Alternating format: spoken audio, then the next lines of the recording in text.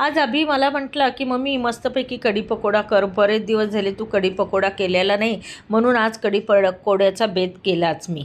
तर कढी पकोड्याचे कढीचेतले भजी असतात ते मला जास्तीचे बनवावे लागतात, कारण की त्यातील जे कढी पकोड्याचे जे भजी असतात ते अतिशय सॉफ्ट क्रंची असे असतात आणि ते स्नॅक्स म्हणून हा काय करतो, सॉस बरोबर आधीच खावायला सुरुवात करतो, त्याला जाम आवडतात. म्हणून मी जास्तीचेच भजी तयार करून ठेवते. बघा किती सॉफ्ट असे भजी तयार होतात आपले.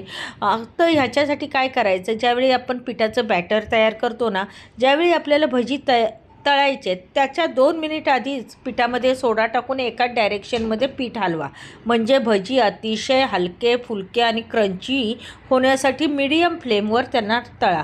आणि कढीला जोपर्यंत उकळी येत नाही ना तोपर्यंत सतत तिला ढवळत राहा, म्हणजे कढी अजिबात फाटत नाही. मग काय, कधी करताय तुमच्या किचनमध्ये कढी पकोडा?